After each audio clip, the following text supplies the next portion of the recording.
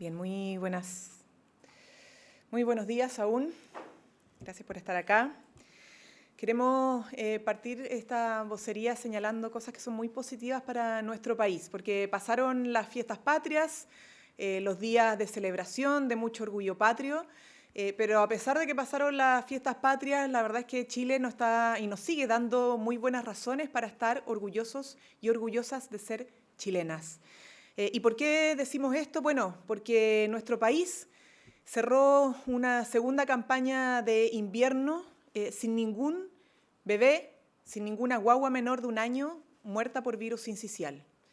Tuvimos una campaña de invierno exitosa en ese sentido, porque fuimos pioneros en comprar este medicamento, el Nirsevimab, justamente para proteger a nuestros bebés de este peligroso y letal virus, pero también porque nuestro país se ha posicionado en el mundo. Lo veíamos en la presentación del presidente Gabriel Boric ante la 80ª Asamblea de las Naciones Unidas, donde Chile reafirmó que su compromiso con el multilateralismo, los derechos humanos, el combate al calentamiento global producto de la crisis climática no es solamente discurso, sino que se traduce en acciones concretas que dan esperanza, que dan confianza para las futuras generaciones, ¿no? De que ante un mundo convulsionado, un mundo de guerra, un mundo que presencia en vivo y en directo un genocidio, hay capacidad desde nuestro país de defender principios que son universales, la defensa de la humanidad, de sus derechos más fundamentales y del hábitat que le permite obviamente sobrevivir en este planeta. Y eso se dio cuenta no solamente con las acciones que lleva en materia de emergencia climática en nuestro país, sino que también con la presentación de esta candidatura que nos llena de orgullo, que es de la expresidenta Michelle Bachelet en tan importante instancia internacional, ¿no? Y que podría materializar, ¿cierto?, un hecho que es trascendental, que es que tengamos desde Chile la primera mujer presidiendo a las Naciones Unidas. Pero también porque nuestro país sigue abriendo sus mercados, tiene frutas que son reconocidas a nivel internacional. Ya la naranja chilena se abrió un nuevo mercado, el mercado mexicano, y que se empieza a materializar prontamente, ¿no? Chile ha logrado abrir nuevos mercados, ya 70 productos que se han abierto a nivel internacional, y esto ha sido gracias justamente también al trabajo sostenido de nuestro presidente y su equipo económico.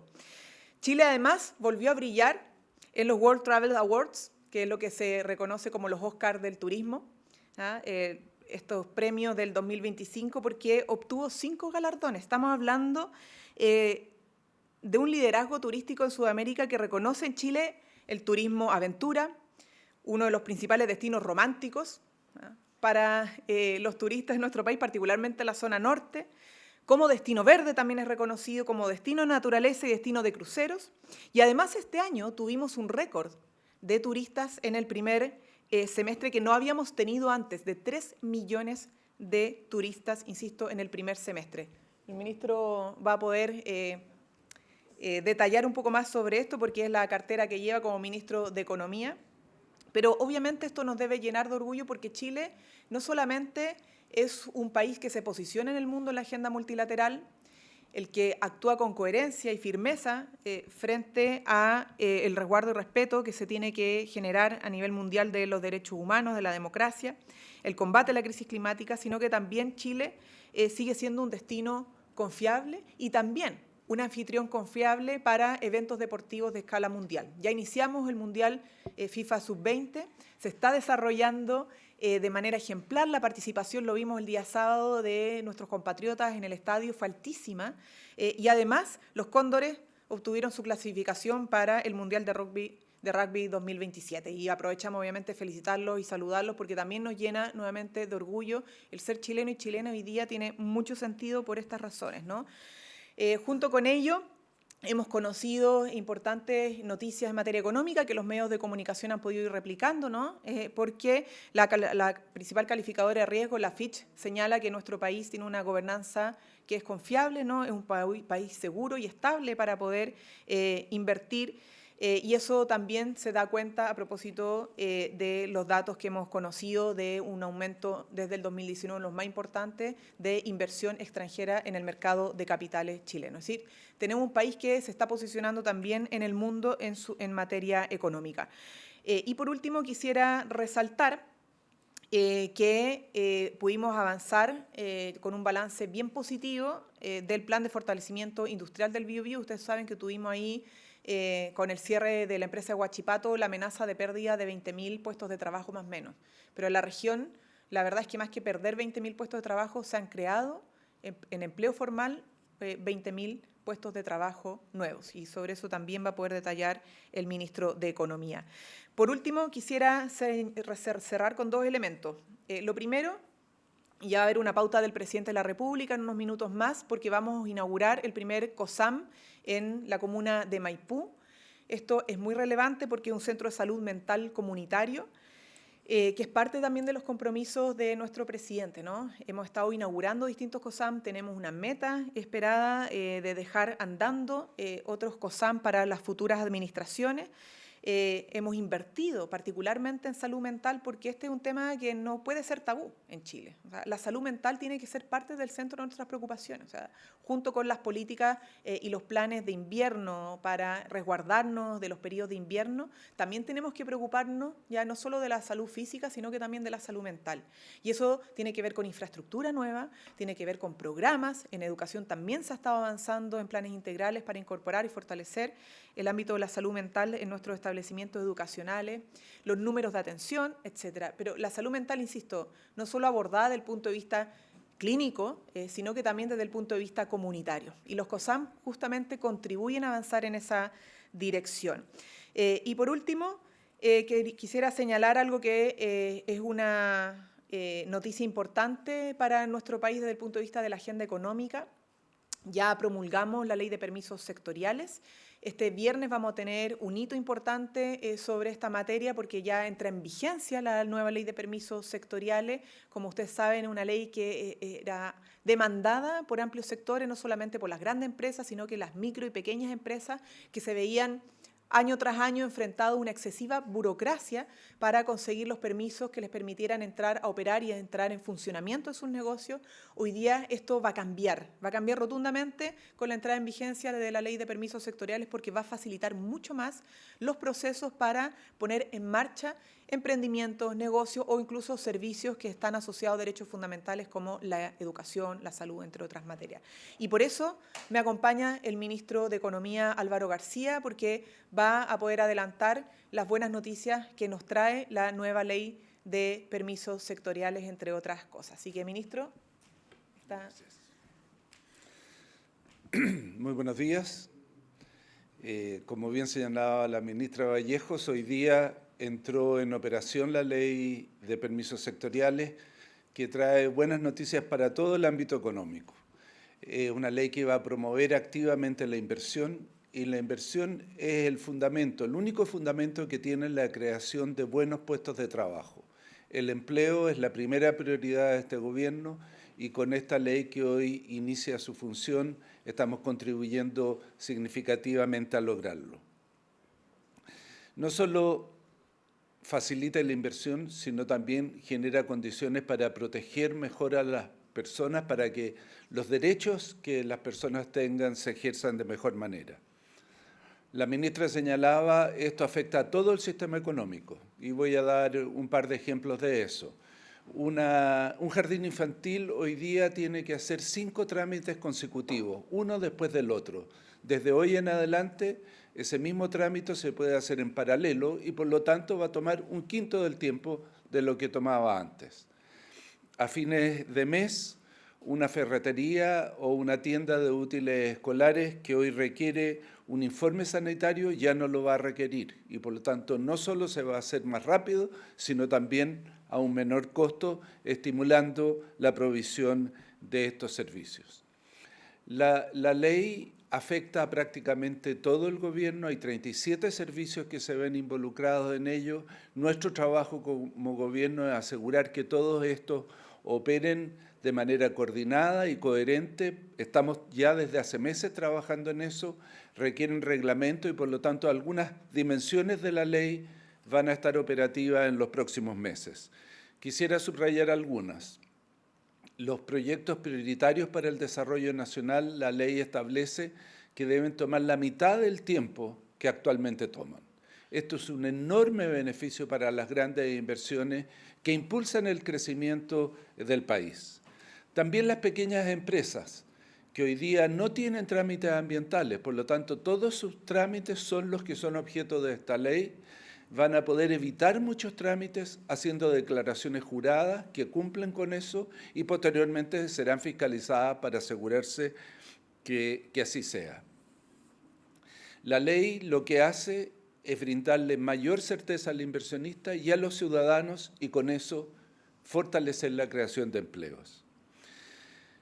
Subrayo algunos temas que también mencionó la ministra. En el turismo hemos tenido 5 galardones mundiales que se van a dar a conocer en el Encuentro Mundial de Turismo de Aventura en Puerto Natales la semana subsiguiente, pero que habla de un sector económico de gran relevancia en el país. Todas las regiones saben lo que el turismo les provee, una industria que genera mucho empleo y que genera empleo fundamentalmente para mujeres, que es nuestro primer grupo objetivo en la creación de empleo. La expansión del turismo es la mejor manera de hacerlo. Y a lo largo de todo el territorio nacional, no hay región que no se beneficie del desarrollo del turismo. Y hablando de regiones, como señalaba la ministra Vallejo, acabamos de cumplir un año de la implementación del Plan de Fortalecimiento Industrial de Biobío, que se diseñó para atender las dificultades que el cierre de Huachipato significaba. Quiero subrayar 3 cosas sobre este plan. Primero, el plan fue inicialmente propuesto por el movimiento sindical, que buscaba fortalecer los empleos que preveían podían verse afectados. El movimiento sindical nos hizo llegar sus propuestas, a partir de ellas convocamos al gobierno regional, a los empresarios de la zona y llevamos un año trabajando en conjunto. Una experiencia que debiera trasladarse a otros rincones del país, porque unir fuerzas es la mejor manera de avanzar y los resultados están a la vista. Cuando se creía que se iban a perder 20.000 empleos, terminaron generándose 20.000 empleos asalariados. Cuando creían que se iba a acabar la industria en Biobío, hemos visto fortalecida la industria del Biobío con nuevas oportunidades. Y la Corporación de Fomento en las próximas semanas va a ejecutar 3 grandes proyectos de innovación tecnológica para traer hidrógeno verde a la región, adaptar la industria de las regiones para el uso de hidrógeno verde, fortalecer los esfuerzos de innovación de la industria de la región para que avancen en la creación de nuevas oportunidades. Así, con obras concretas, estamos cumpliendo los compromisos que hemos adquirido frente a la ciudadanía. Más y mejores trabajos para todos los chilenos y chilenas. Muchas gracias, ministro. ¿Preguntas? Sí, buenas tardes. Ya para el ministro García, respecto a lo que comentaba recién él de la ley de permisos sectoriales. Ministro, empieza la etapa de implementación. ¿Qué es lo primero que tienen que tener listo, digamos, las próximas semanas? ¿Y qué va a quedar, digamos, de aquí a marzo establecido y lo que va a quedar pendiente para la próxima administración? ¿Hay alguna cuantificación de esa seguidilla de normas o reglamentos que usted hablaba? ¿Qué es lo que tienen que hacer?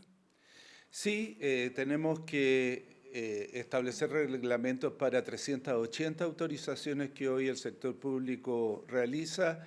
Eso significa trabajar con 37 servicios. Hemos establecido una prioridad, estamos trabajando con todos ellos, pero hemos establecido una prioridad para aquellos permisos que se solicitan más regularmente y que hoy día presentan mayores retrasos.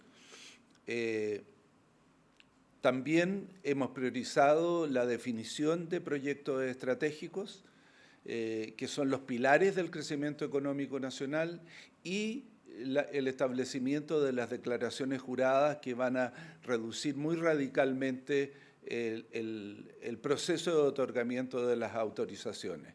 Como ya decía, hay otras dimensiones de la ley que empiezan a operar desde hoy, como el trámite paralelo de los servicios que afecta muy significativamente a todos los proyectos.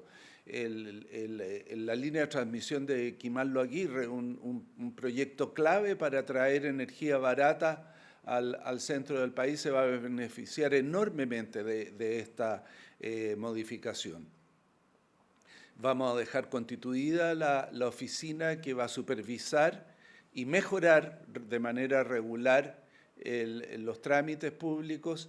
El 1 de enero va a haber una línea de denuncia anónima para las personas o empresas que se vean afectadas por una tardanza. Va a estar operativa a principios de año. El silencio administrativo, tanto positivo como negativo, esto es que un proyecto que pasa su tiempo de trámite y no ha tenido una respuesta, inmediatamente se entenderá aprobado o reprobado, y en el caso que sea reprobado va a poder recurrir a la autoridad. Los mecanismos de fomento a la inversión también esperamos tenerlos listos durante los 6 meses restantes de este gobierno. El grueso de la ley va a estar operativa en marzo del próximo año. Perfecto, gracias, ministro. Ahora para la ministra Vallejo. Mañana... ¿Hay una más para el ministro? ¿Más preguntas al ministro? Ya. Hola, ministro. Quería preguntarle respecto a presupuesto, lo que ya vamos a conocer mañana, y quería preguntarle respecto al condicionamiento que hizo principalmente la candidata presidencial Evelyn Matei. ¿Cómo califica usted de que ella condicione el eventual apoyo dependiendo de otros aspectos? Y lo otro, si es que se puede adelantar a qué partida se le dará prioridad respecto a la propuesta del proyecto de ley.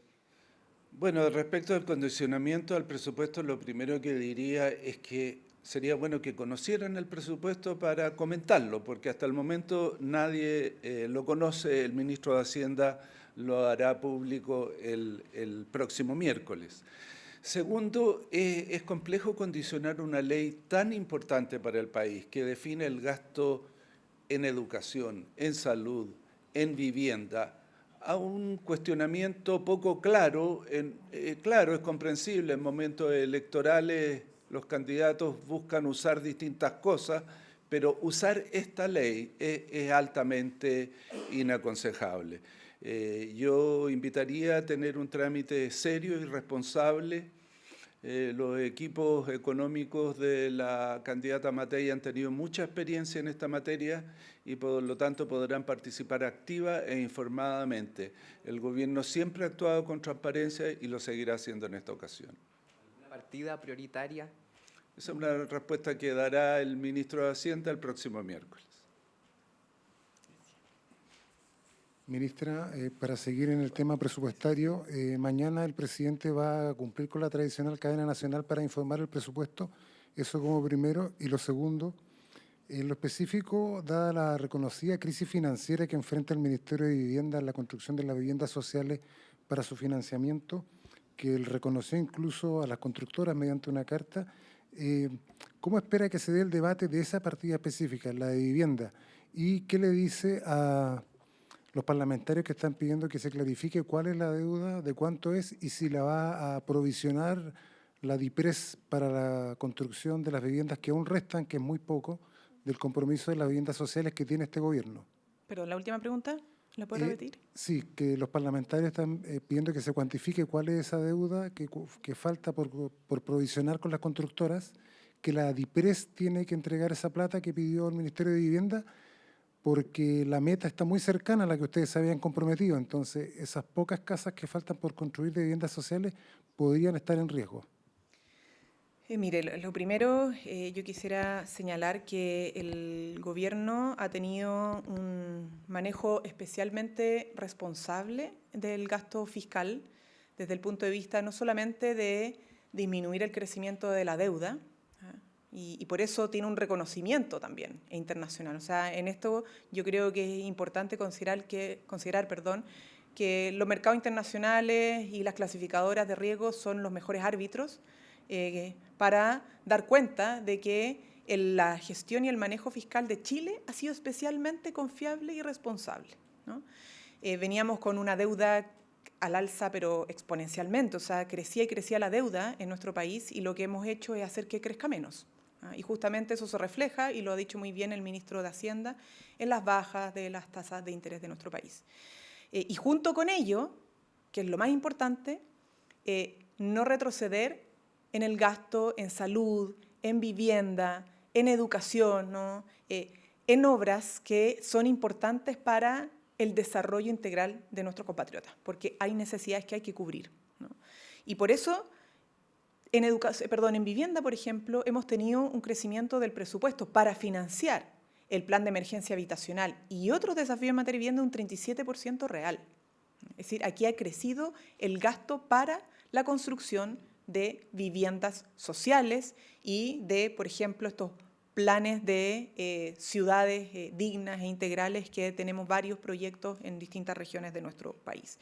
Estamos hablando de 214.000 viviendas construidas, se están levantando 127.000 más adicionales en el marco del plan de emergencia habitacional, y lo que podemos reforzar y reafirmar que no existen 1.000 millones de dólares impagos como se ha señalado, ¿no? Aquí lo que han habido muchas veces son reasignaciones, esto es parte de cómo se administra el Estado. Y también invitaría a quienes conocen de cómo se administra el Estado, particularmente de los equipos de las candidaturas, aquellos que tienen equipos con experiencia en el Estado, que refuercen la rigurosidad de la aproximación que se hacen a la ley de presupuesto. Estamos hablando de la ley más importante que discute año a año nuestro Congreso Nacional, ¿no? No debemos enlodar una de las leyes más importantes porque estamos en contexto electoral. Y eso creo que es un llamado a ser todos responsables en esto. Tenemos, insisto, el mayor árbitro en cómo se ha manejado el tema de la deuda y el gasto fiscal están en las clasificadoras de riesgo, los mercados internacionales. Chile es un país confiable para invertir, es un país además confiable en la administración de la deuda, producto de esta gestión. En segundo lugar, tenemos una ley de presupuesto que es mirada, observada y fiscalizada una vez que se presenta por parte de otro poder del Estado, que es el propio Parlamento. Tenemos además organismos independientes y autónomos de la administración de turno, también para ir monitoreando y fiscalizando el cumplimiento de las metas que nos establecemos. Y además tenemos, insisto, un presupuesto que se ejecuta año a año después de ser aprobado por el Parlamento, en línea con los compromisos sociales que establece el Ejecutivo, insisto, como lo ha hecho con vivienda, con un 37% de aumento para el cumplimiento de sus metas de emergencia habitacional, como también en las áreas de salud, educación, seguridad, para qué decirlo, ¿no? Que son parte de las prioridades sociales que ha establecido nuestro gobierno. Ministra, en el caso específico de las viviendas sociales, las estimaciones se dan porque el correo que mandó el MIMBU a las constructoras no precisa el número o la cuantificación de la deuda. Por eso es que lo que se le está pidiendo al Ministerio de Vivienda es que la cuantifique, para que terminar con las especulaciones y con las proyecciones de eso. Y lo que le quiero preguntar es si esas cifras van a estar para cuando se inicie la ejecución del presupuesto del Ministerio de Vivienda. Como le digo, primero, no existe esa deuda o cobros impagos.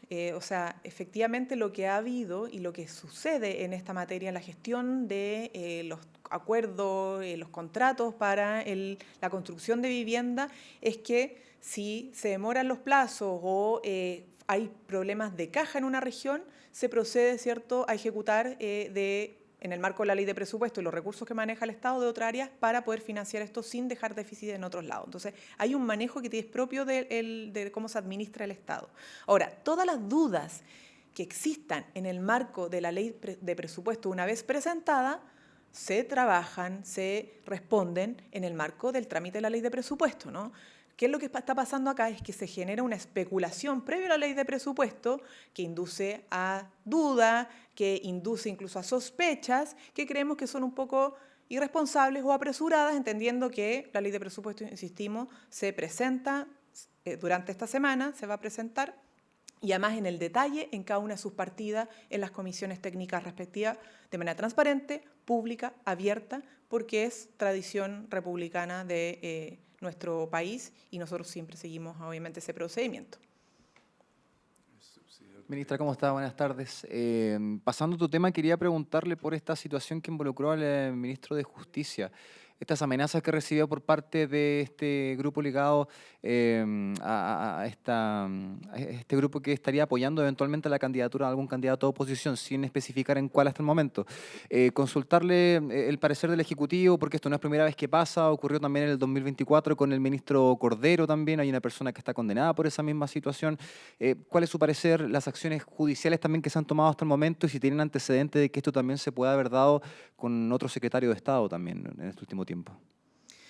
Mira, obviamente estas amenazas son graves, inaceptables y no las vamos a permitir. Por eso ya se presentó una denuncia, siempre se evalúan otras herramientas legales que nuestro Estado de Derecho dé, porque nosotros estamos por defender el Estado de Derecho y enfrentar de manera decidida a aquellos que pretenden que mediante la violencia o las amenazas consigan sus propósitos. Aquí estamos con además un ministerio que ha sido clave para la agenda de seguridad, ¿no? Para la agenda también de la política carcelaria, para elevar los estándares de nuestras cárceles, para impedir que hayan inescrupulosos que se aprovechen de sus facultades o atribuciones en lo que corresponde al cumplimiento de la ley, en todo orden, ¿no? Y por lo tanto, insisto, aquí tenemos un ministerio que ha sido clave en materia de justicia, en materia de la agenda de seguridad, en otras áreas también, como el Plan Nacional de Búsqueda, etcétera, etcétera. Y por lo tanto, esto, insisto, se han tomado medidas. Obviamente los equipos están evaluando con mayor detalle de dónde vienen estas denuncias y entendiendo que más también se abre y debiese haberse una investigación respecto a esta amenaza y las personas que puedan estar detrás de aquello. Hola, buenas tardes, ministra. Yo le quería preguntar, soy de Televisión Noticias. Ayer entenderá que hubo un reportaje respecto a Bernarda Vera, una detenida desaparecida que estaría viva viviendo en Argentina. Tomando en consideración que se sabían los antecedentes previos antes de la fecha, ¿por qué no se hicieron las gestiones ni la investigación necesaria en el momento? Y la segunda pregunta, ¿en qué queda el Plan Nacional de Búsqueda, tomando en cuenta que hubo un gran error con ella? Miren, no comparto la tesis de su pregunta, ¿no? O la hipótesis de que no habría un trabajo proactivo en recabar los antecedentes que están en el marco del Plan Nacional de Búsqueda, porque de hecho por eso tenemos un Plan Nacional de Búsqueda. Yo quisiera recordar que el Plan Nacional de Búsqueda es algo que no existía en nuestro país, que se crea como política de Estado gracias al mandato del presidente de la República para hacer que la búsqueda de los detenidos desaparecidos no sea una acción solamente privada de los familiares, que carguen solos con esta tarea como han hecho lamentablemente durante décadas, sino que el Estado se involucre proactivamente y de manera profesional, ¿no? Y siempre en diálogo con los familiares y las agrupaciones de derechos humanos. Eso como primer punto. Y dado que tenemos, en segundo lugar, un Plan Nacional de Búsqueda con equipos profesionales, técnicos, muy rigurosos, en un trabajo sistemático, hemos podido, ¿cierto?, cruzar antecedentes para que haya congruencia, ¿no? De los antecedentes que se tenían a la vista sobre los detenidos desaparecidos, como también otros antecedentes que se requerían a otras instancias, incluso a otros países, para poder completar el mapa y dar con el paradero de estas personas detenidas desaparecidas. Y gracias a ese trabajo, justamente, este es el único caso que se ha identificado, ¿no? Junto con otro caso de una persona que no estaba considerada en el listado de detenidos desaparecidos y que hoy día podemos considerar, ¿no? Es fruto del trabajo responsable, riguroso y sistemático de quienes trabajan en el Plan Nacional de Búsqueda. Es un caso, además, muy delicado, ¿no? Por la historia que está detrás de ello, por la situación familiar, ¿no? No voy a entrar en detalles de eso por lo delicado que es, pero lo que quiero reforzar ante su pregunta es que gracias a que tenemos también un Plan Nacional de Búsqueda es que hemos podido ir avanzando en esta materia justamente por la recapitulación o el poder sistematizar los antecedentes de estas personas. ¿O tal vez una demora en aquello? Es que todo esto se trabaja además informando oportunamente, en primer lugar, a los familiares, a las agrupaciones, y hay un compromiso de que las cosas primero, o sea, la información que va recabando y va puliendo, ¿no? Sistematizando en los equipos del Plan Nacional de Búsqueda, la idea es que primero la tengan los familiares, las agrupaciones, para que no se enteren en primer lugar por la prensa, ¿no? Por una cuestión de trato, de humanidad, de respeto a las personas que están acompañando estos procesos. Ministra, sobre el mismo tema, ¿han podido pesquisar casos similares al de Bernarda Vera? Como le digo, gracias al trabajo del Plan Nacional de Búsqueda y la sistematización de los antecedentes, este es el único caso que tiene a la vista el Plan Nacional de Búsqueda. La oposición está pidiendo la renuncia del ministro Cordero. ¿Tiene él aún el respaldo del gobierno? Obviamente. Obviamente el gobierno cuenta con el Ministerio de Justicia y el ministro en particular porque está llevando a cabo este importante plan, ¿no? Y además el presidente de la República, el que evalúa siempre la continuidad de sus ministros, ¿no? No la oposición, no la derecha, menos en contextos electorales donde siempre, por cada caso que se sale a la luz o crítica, lamentablemente vemos solicitudes de renuncia por parte de algunos miembros de la oposición. ¿Qué va a pasar con la pensión que recibe la hija de Bernarda Vera? ¿Se le va a suspender considerando estos antecedentes? ¿Qué va a pasar con eso? No, primero, insisto, esto hay que manejarlo con mucha responsabilidad, dado la sensibilidad del caso, y, insisto, el Plan Nacional de Búsqueda sigue monitoreando y evaluando en particular el caso. Más allá del reportaje, aquí hay equipos que dan seguimiento a esta situación y siempre en coordinación con no solamente las instituciones propias de nuestro país, toda la PDI, el Servicio Médico Legal, etcétera, sino que también con las instituciones internacionales, de otros estados a las cuales se les hace requerimiento de información. ¿Cómo está, ministro? Ministra, buenas tardes. Ministra, le quería consultar en el entendido que Mario Marcel ya no está en el gobierno y tiene mayor libertad para contar su experiencia personal en la administración.